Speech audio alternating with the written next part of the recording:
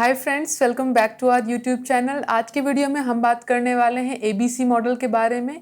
ये टॉपिक जो मैंने लिया है ये प्लांट डेवलपमेंटल बायोलॉजी का एक टॉपिक है जिसमें हम लोग फ्लोरल डेवलपमेंट की बात करते हैं।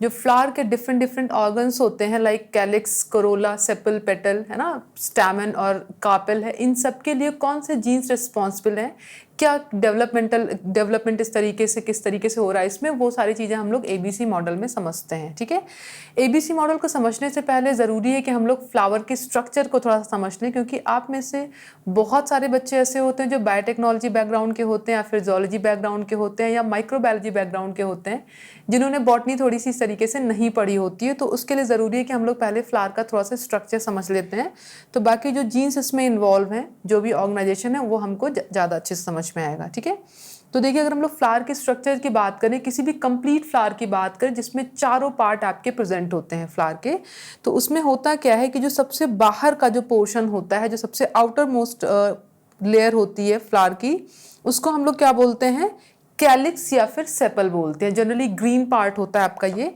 जिसको हम लोग सेपल बोलते हैं। तो ये आउटर मोस्ट लेयर हो जाती है। उसके बाद अगर हम इसके अंदर वाली लेयर की बात करें, जो मैक्सिमम केसेस में सबसे कलरफुल पार्ट होता है प्लांट का, जिसको हम लोग पेटल बोलते हैं या फिर कोरोला भी बोलते हैं।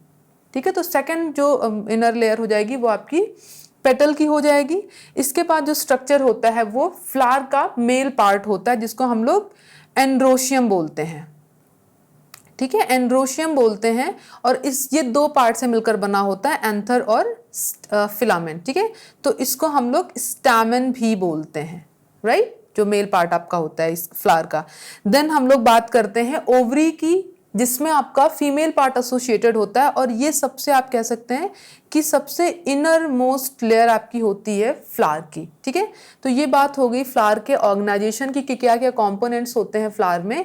अब हम लोग समझने की कोशिश करेंगे कि जो चारों आपके फ्लावर के पार्ट हैं अलग अलग, ये किस सीक्वेंस में अरेंज हैं। अगर हम फ्लावर में आउटसाइड से इनसाइड की बात करें सीक्वेंस की, तो जो सबसे पहला पार्ट होगा वो सेपल होगा, followed by petal, followed by stamen, followed by carpel.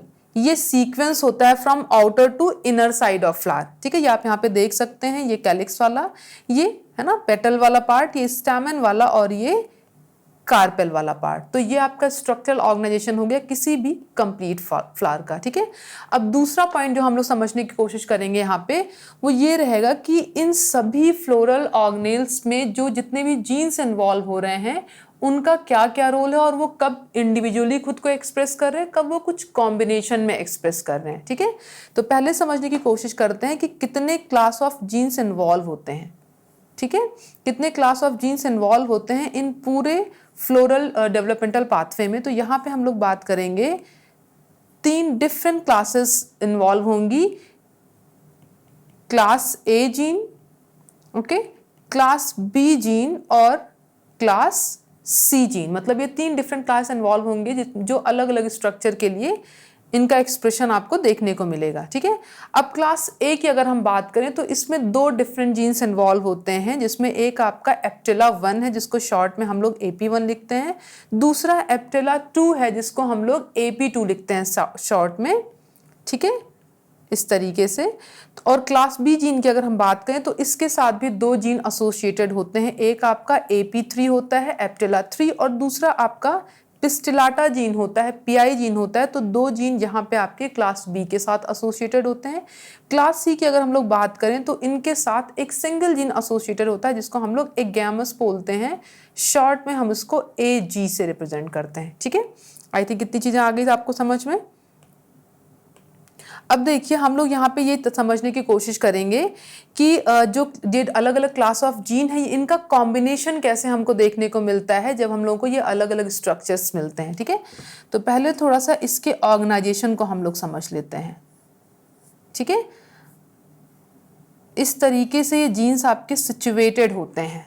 ये हो गया क्लास ए जीन, ये हो गया क्लास सी जीन, और ये हो गया क्लास बी जीन। अब देखते हैं कि कब इंडिविजुअल एक्सप्रेशन हो रहा है तो क्या स्ट्रक्चर बन रहा है, अगर दो जीन का, दो क्लास ऑफ जीन का कॉम्बिनेशन वाला एक्सप्रेशन आपको दिख रहा है तो कैसे स्ट्रक्चर्स बन रहे हैं। ठीक है, तो अगर इस पूरे स्ट्रक्चर को हम लोग देखें तो इनको हम लोग 4 डिफरेंट पार्ट में डिवाइड कर सकते हैं।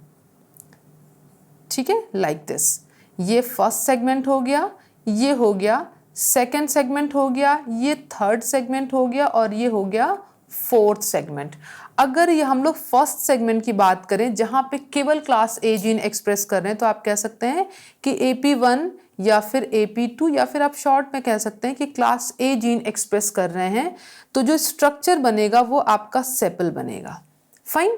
अगर हम लोग सेकेंड सेगमेंट की बात करें जिसमें आप देख सकते हैं क्लास ए जीन का भी एक्सप्रेशन हो रहा है और क्लास बी जीन का भी एक्सप्रेशन हो रहा है, तो इसमें क्या होगा, बी ए प्लस बी का जब कॉम्बिनेशन हमको मिलेगा तो जो स्ट्रक्चर बनेगा आपका फ्लावर का वो पेटल फॉर्मेशन होगा। राइट, जब हम लोग थर्ड कंपोनेंट में एंटर करते हैं तो यहाँ पे आप देख सकते हैं बी का भी कुछ पार्ट होगा और सी का भी कुछ पार्ट एक्सप्रेस करेगा इस पर्टिकुलर कंपोनेंट में, तो यहाँ पे जो स्ट्रक्चर आपका बनेगा वो स्टैमन का बनेगा, जो मेल पार्ट होता है फ्लावर का। ठीक है, देन अगर कंपोनेंट फोर्थ सेगमेंट की बात करें तो यहाँ पे केवल और केवल सी जीन का एक्सप्रेशन हो रहा है and it will lead to formation of carpel which is inner most layer of flower. ठीक है, तो ये चारों चीजें हम लोगों ने देख ली कि अगर क्लास ए का एक्सप्रेशन इंडिविजुअली हो रहा है तो वो सेपल को लीड कर रहा है, क्लास ए बी का साथ में हो रहा है तो पेटल फॉर्मेशन हो रहा है, क्लास बी सी अगर साथ में आ रहे हैं तो स्टैमेन बन रहा है और केवल अगर क्लास सी जीन का एक्सप्रेशन हो रहा है तो कार्पेल का फॉर्मेशन हो रहा है।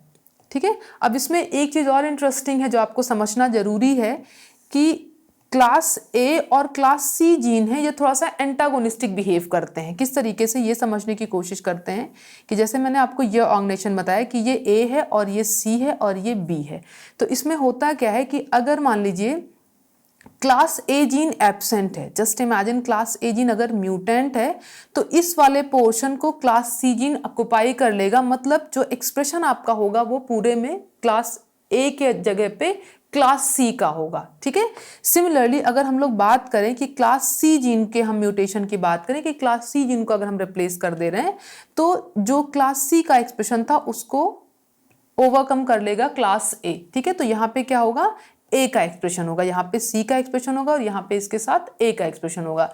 बी का ऐसा कोई रोल नहीं है, बट ए और सी का आपस में अपोजिट बिहेवियर आपको देखने को मिलेगा, एंटागोनिस्टिक बिहेवियर आपको देखने को मिलेगा। ठीक है, अब समझने की कोशिश करिए कि अगर हम इस पूरे चैप्टर को देखें, इस टॉपिक को देखें, तो इसमें जो क्वेश्चंस आपके एग्जाम में आते हैं वो जनरली इस तरीके से आते हैं कि लाइक अगर आपने क्लास ए जीन में म्यूटेशन कर दिया है तो किस तरीके का आपको ऑर्गेनाइजेशन दिखेगा फ्लावर का। अगर आप क्लास सी जीन में म्यूटेशन कर दे रहे हैं तो क्या सीक्वेंस आपको मिलेगा, आउटर वर्ल्ड कौन सी होगी, कौन सी वर्ल्ड मिसिंग होगी, या अगर हम लोग क्लास बी जीन को मिस कर दे रहे हैं, म्यूटेट कर दे रहे हैं, तो हमको फ्लावर का स्ट्रक्चर किस तरीके से मिलेगा।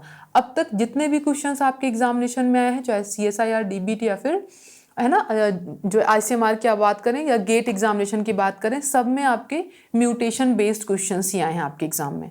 ठीक है, तो अभी हम लोगों ने सिंपल ये समझा कि अगर नॉर्मल हमारा क्लास ए जीन एक्सप्रेस कर रहा है तो सेपल बन रहा है, ए प्लस बी एक्सप्रेस कर रहा है तो पेटल बन रहा है, बी प्लस सी एक्सप्रेस कर रहा है तो स्टैमेन बन रहा है, और अगर हमारा सी केवल एक्सप्रेस कर रहा है तो कार्पेल बन रहा है। दूसरी चीज हमने देखा कि अगर ए म्यूटेट हो रहा है तो उसको सी ऑक्युपाई कर रहा है, अगर सी म्यूटेट हो रहा है तो उसको ए ऑक्युपाई कर रहा है।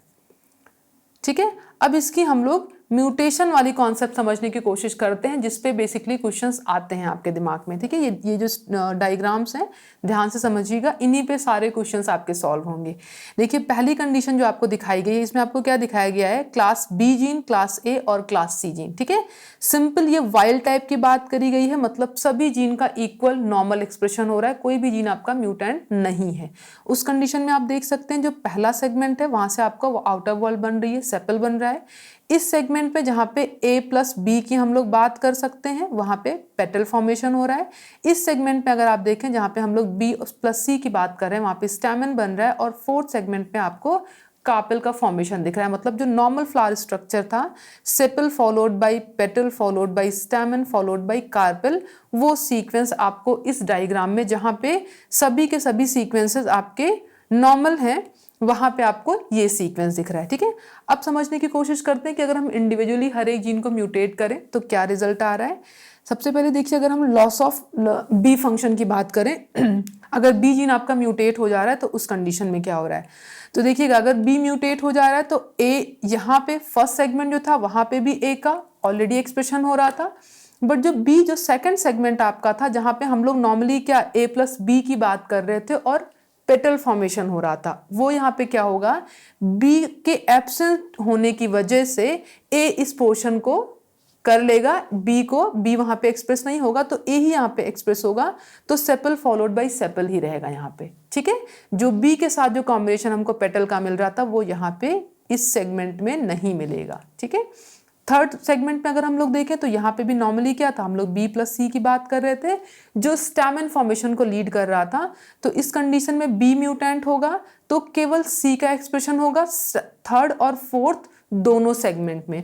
तो इन दोनों सेगमेंट में आपको क्या मिलेगा, कार्पल और कार्पल। तो ऐसा जो है फ्लावर जहां पे जीन बी म्यूटेंट है वहां पे आपको केवल और केवल दो स्ट्रक्चर मिलेंगे, कौन सा, सेपल प्लस कार्पल, क्योंकि जो क्लास बी जीन था वो स्टैमन की सिंथेसिस के लिए और पेटल की के फॉर्मेशन के लिए इन दोनों के लिए रिक्वायर्ड था। तो यहाँ पे केवल और केवल दो वर्ड आपको मिलेंगे जो है सेपल का फॉलोड बाय कार्पल। ठीक है, अब आते हैं अगर हम लोग बात करें क्लास सी जीन की जो कि स्टैमन के साथ भी एसोसिएटेड था और कार्पेल फॉर्मेशन के साथ भी एसोसिएटेड था। तो यहाँ पे देखते हैं कि पहली चीज तो हम लोगों ने जो ए और सी के एंटागोनिस्टिक बिहेवियर की बात की थी, तो अगर सी म्यूटेंट है तो ए इसको ऑक्युपाई कर लेगा। फाइन, अब कॉम्बिनेशन देखते हैं कि इस सेगमेंट में क्या हो गया, सेगमेंट ए में ऑब्वियसली केवल ए हो रहा है तो सेपल का फॉर्मेशन होगा। सेगमेंट बी में अगर हम लोग देखें, सिमिलरली सेगमेंट सी में देखें तो यहाँ पे भी हमको ए बी के साथ ए दिख रहा है और यहाँ पे भी हमको बी के साथ ए दिख रहा है, तो इन दोनों में जो स्ट्रक्चर हमारा बन के आएगा वो पेटल का बनेगा। फाइन, फोर्थ सेगमेंट में अगर हम देखें तो अगेन यहाँ पे बी तो एक्सप्रेस होगा नहीं, केवल ए एक्सप्रेस होगा और केवल AP1 या AP2 या एप्टेला 1 या एप्टेला 2 होगा, तो सेपल फॉर्मेशन लीड होगा। तो अगेन अगर loss of C gene function आपको दिख रहा है, सी में म्यूटेशन हम कर रहे हैं, तो अगेन यहाँ पे आपको दो स्ट्रक्चर मिलेंगे, केवल सेपल प्लस पेटल। ठीक है, जो स्टैमन और करोला का जो स्टैमन और कार्पेल का जो स्ट्रक्चर है वो यहाँ पे आपको मिसिंग मिलेगा जब हम लोग सी म्यूटेशन की बात करेंगे। ठीक है, नेक्स्ट आते हैं लॉस ऑफ ए फंक्शन। ए के अगर हम लोग म्यूटेट कर दें तो जैसे सी ने ए ने सी के साथ किया था वैसे सी भी ए को रिप्लेस कर देगा, इसके पोजीशन को ऑक्युपाई कर लेगा। अब यहाँ पे हमको या तो इंडिविजुअली सी का एक्सप्रेशन मिलेगा या तो बी और सी का कॉम्बिनेशन मिलेगा। फाइन, तो देखते हैं इस पार्ट में अगर ऑब्वियस सी बात है सी का एक्सप्रेशन हो रहा है तो ये क्या बनेगा, कार्पेल बनेगा। नॉर्मली क्या हो रहा था, यहाँ पे ए हो रहा था तो सेपल बन रहा था। ठीक है, सेकेंड सेगमेंट में और थर्ड सेगमेंट में अगर हम लोग देखें तो यहाँ पे भी बी प्लस सी का और यहाँ पे भी बी प्लस सी का एक्सप्रेशन हो रहा है, तो दोनों में हमारा जो फ्लावर का मेल पार्ट है स्टैमेन उसका फॉर्मेशन होगा। ठीक है, फोर्थ सेगमेंट पे हम देखें तो अगेन इंडिविजुअल सी का एक्सप्रेशन हो रहा है, तो यहाँ पे हमको कार्पेल की सिंथेसिस मिलेगी। ठीक है, तो ये आपका टोटल हो गया ABC मॉडल, और ये जो लास्ट स्ट्रक्चर मैंने आपको समझाया है, जितने भी क्वेश्चंस आप सॉल्व करेंगे इसी इन्फॉर्मेशन पे। ठीक है, इसका थ्योरी पार्ट अगर आप और पढ़ना चाहते हैं तो फंडामेंटल ऑफ लाइफ साइंसेस की जो हमारी बुक है उसको आप फॉलो कर सकते हैं, उसमें इसकी थ्योरी भी डिटेल में आपको मिल जाएगी। ये डायग्राम भी मैंने वहीं से लिया है। नेक्स्ट वीडियो में बहुत जल्दी अपलोड करूंगी जिसमें मैं इससे जो रिलेटेड क्वेश्चंस आपके एग्जामिनेशन में आए हैं उनको मैं सॉल्व करूंगी, ICMR, CSIR, DBT और गेट के एग्जामिनेशन के। ओके, आई थिंक ये कॉन्सेप्ट आपको क्लियर हुई होगी और ज़रूर से पढ़िएगा क्योंकि क्वेश्चंस आते हैं इस एरिया से आपके एग्जाम में। कोई डाउट हो आपको इस टॉपिक से कमेंट्स में हमें बताइएगा। वीडियो अगर आपको पसंद आ रहे हैं तो लाइक करिएगा, हमारे चैनल को सब्सक्राइब करिएगा और अपने फ्रेंड के साथ शेयर करिएगा। Thanks for watching this video.